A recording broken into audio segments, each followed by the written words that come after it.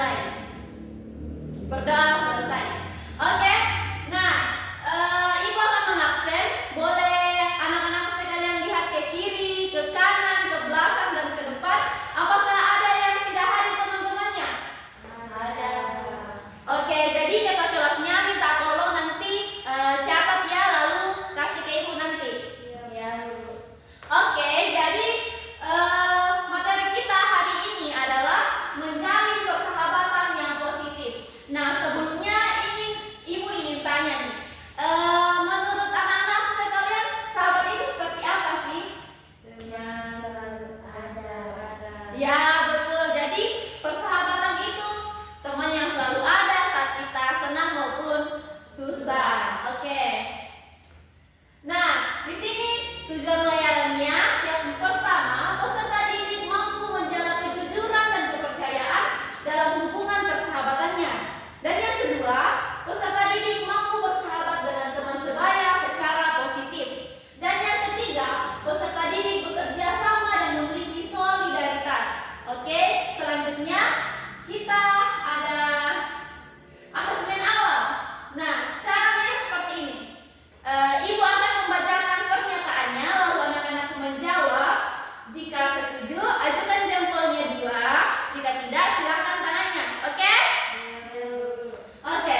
Kalau kita memiliki sahabat, sebaiknya diisi dengan kegiatan yang positif. Setuju atau tidak? Setuju. Yang kedua, kita tetap harus ada untuk sahabat saat dia susah. Setuju? Ya. Yang ketiga, kita harus mengikuti apa saja kata sahabat walau ajakannya negatif. Tidak. Ya, yang keempat, membina persahabatan lebih baik dari permusuhan. Setuju. Oke, selanjutnya saya harus berani mengingatkan sahabat kalau perilakunya tidak baik. Setuju. Oke. Nah, persahabatan yang positif itu apa sih? Nah, persahabatan yang positif itu adalah hubungan antara individu yang membawa dampak baik secara sosial maupun emosional. Nah, adapun contoh kegiatan persahabatan yang positif, boleh satu orang bacakan? Ya, silakan Jessica. Belajar bersama. Yang kedua, mengerjakan tugas bersama. Yang ketiga, berolahraga. Yang keempat, jalan-jalan atau piknik bersama. Yang kelima, melakukan kegiatan ibadah bersama jika seagama. Yang keenam, saling mendoakan. Ya, terima kasih. Yang pertama itu belajar bersama. Nah, biasanya kalau kita punya sahabat, kita punya teman, pasti kita lebih senang kalau kita belajar bersama ya dibanding kalau kita sendiri. Ya. Dan yang kedua, mengerjakan tugas bersama. Nah, di sini pasti ada anak-anak sekalian yang lebih suka kalau misalnya mengerjakan tugas bersama temannya karena menganggap lebih mudah dan kita bisa kerjasama ya untuk mengerjakan tugasnya. Ya, yang ketiga berolahraga. Nah, berolahraga ini bisa kita lakukan bersama orang-orang yang kita sayangi seperti sahabat kita. Nah, yang keempat jalan-jalan atau piknik bersama. Nah, di sini anak-anak sekalian pasti sering ya pergi healing bersama teman-temannya. Ya, apalagi kalau sudah UAS, sudah selesai semester, pasti kita ajak teman-teman kita, ayo kita pergi healing. Oke. Dan yang kelima, melakukan kegiatan ibadah bersama jika seagama. Nah, jika anak-anak di sini punya sahabat yang kebetulan seagama, pasti kita sering biasa mengajak teman kita untuk kumpul untuk melakukan kegiatan yang ada di gereja, seperti misalnya kalau ada juga yang mengadakan KKR biasa diajak kan? Ya. Yang keenam, saling mendoakan. Nah, kita sebagai sahabat itu bisa mendoakan teman kita supaya selalu diberkati sama Tuhan. Biasa anak-anak tuh? Ya, Bu. Ya, selanjutnya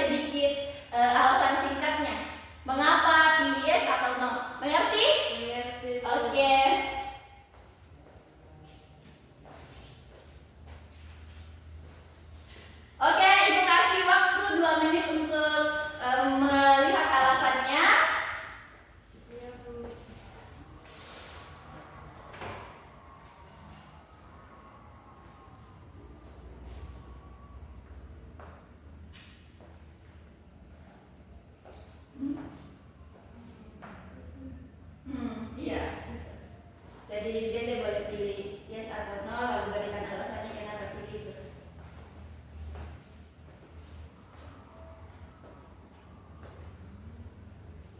Oke, apakah sudah selesai anak-anak? Oke, ya bisa dimulai dari Fanny, boleh bacakan lalu pilih yes atau no dan bacakan alasannya kenapa pilih itu. Oke, kita harus menghargai sahabat kita. Saya pilih yes karena mereka selalu mendukung kita di saat kita sulit. Ya, betul sekali. Jadi Fanny memilih yes karena menurut Fanny teman-temannya itu mendukung Fanny saat Fanny sedang kesusahan. Ya, selanjutnya Jessica.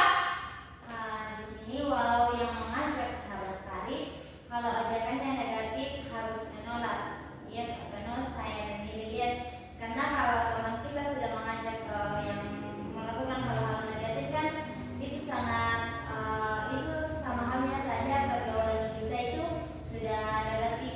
Ya, betul sekali. Jadi meskipun kita punya sahabat karib, sudah dekat sekali, namun kalau misalnya ajakannya itu negatif, pastinya kita bisa menolak ya. Ya. Dan selanjutnya, ya, cara menjalin persahabatan yang positif. Nah, yang pertama itu beri dukungan, kepercayaan, dan junjung kejujuran. Nah, dalam persahabatan itu kita sangat memerlukan dukungan, kepercayaan, dan kejujuran dalam persahabatan kita. Siapa di sini yang setuju kalau kejujuran dan dukungan itu adalah kunci dalam persahabatan yang sehat? Ya, betul sekali, karena kalau kita saling mendukung pasti persahabatan kita akan semakin erat, dan kalau misalnya kita saling jujur pasti kita akan saling mempercayai satu sama lain. Nah, kedua, dengarkan sahabat. Nah, biasa di sini pasti ada atau biasa juga yang memberikan nasihat kepada teman-temannya, ataupun ada teman-teman yang memberikan nasihat kepada anak-anak sekalian. Nah, jika ada teman-temannya atau sahabatnya yang memberikan nasihat, bisa anak-anak pertimbangkan kalau memang itu adalah nasihat yang baik dan bisa kita contoh. Nah, yang ketiga, jangan menghakimi sahabat kita. Nah, di dalam persahabatan kita tidak boleh menghakimi teman kita, karena sahabat kita itu sudah seperti saudara kita. Jadi kita tidak boleh menghakimi, melainkan kita harus saling mendukung. Ya, betul, saling mendukung. Dan yang keempat, jangan bergosip di belakang. Nah, siapa di sini yang biasa bergosip di belakang? Ya, bagus kalau tidak ada ya. Kalau misalnya kita bergosip di belakang, artinya itu kita bicara yang tidak baik dengan sahabat kita ya. Jadi itu tidak boleh ya, anak-anak. Iya. Ya, dan yang kelima, hormati batasan. Nah, di sini meskipun kita punya sahabat, kita sudah anggap sahabat kita itu keluarga ataupun saudara kita, tapi kita juga harus perlu ingat kalau kita punya batasan. Kita tidak boleh terlalu membuat sahabat kita itu menjadi sedih karena misalnya kita berbicara yang terlalu menyakiti hatinya ya. Ya, dan yang keenam, menerima dan memaafkan. Nah, menerima dan memaafkan ini berarti kalau misalnya sahabat kita punya kesalahan, namun kesalahan ini membuat anak-anak sekalian misalnya sakit hati, anak-anak bisa mempertimbangkan apakah ini masih bisa saya maafkan, dan jika mau dimaafkan itu tergantung dari kedua belah pihak apakah masih ingin bersahabat atau tidak. Tapi yang penting di sini kita harus saling memaafkan. Ya, betul. Selanjutnya, nah di sini ada penugasan. Ada 3 pertanyaan. Ibu akan bagi menjadi 3 kelompok. Yang pertama itu ibu akan putarkan lagu. Pasti yang familiar sekali lagu di anak-anakku. Tahu lagu Kepompong? Oke, jadi anak-anak ibu akan memutarkan lagunya, lalu anak-anak bisa nanti kalau selesai bisa menjawab pertanyaan sesuai yang ada di slide ya. Oke, kita putar, boleh didengarkan baik-baik.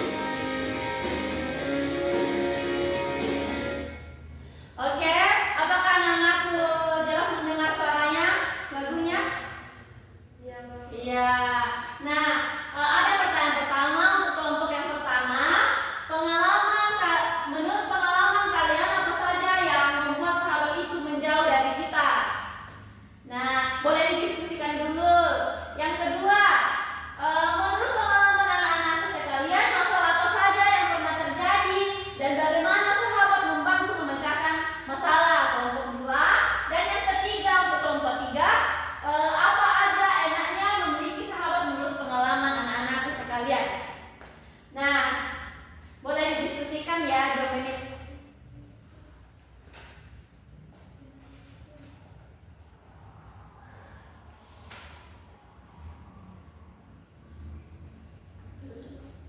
Oke, apakah sudah selesai? Oke. Nah, boleh kelompok 1 yang pertama itu menurut pengalamannya anak-anakku, apa saja yang membuat sahabat itu menjauh dari kita? Baik, menurut kelompok kami, pengalaman yang membuat sahabat itu menjauh dari kita yaitu tidak sefrekuensi, Bu. Ya, betul sekali. Ada banyak berbagai masalah yang membuat sahabat kita itu menjauh dari kita. Salah satunya itu tidak sefrekuensi ya. Namun masih banyak juga hal-hal yang bisa membantu kita lebih dekat dengan sahabat kita. Nah, yang kedua, menurut anak-anakku apa masalah yang pernah terjadi dan bagaimana sahabat membantu memecahkan masalah? Kelompok 2. Baik Bu, menurut kelompok kami, sahabat membantu dalam memecahkan masalah. Contohnya ketika sahabat memberikan solusi terhadap masalah yang kami alami. Ya, betul sekali. Nah, sahabat yang baik itu dan sahabat yang selalu mendukung itu adalah sahabat yang selalu memberikan solusi ataupun saat kita memiliki masalah pasti dia mendengarkan kita. Ya, betul. Jadi, menurut kelompok 3, enaknya memiliki sahabat itu kita bisa saling menolong dan masih banyak lagi manfaat yang kita dapat jika kita punya sahabat yang positif yang bisa kita alami. Ya, seperti saling mendukung, kita punya tempat untuk menceritakan masalah kita dan juga yang seperti yang dibilang kelompok 3 bahwa teman-teman kita bisa memberikan kita bantuan ya saat kita susah. Nah, selanjutnya kesimpulan. Nah,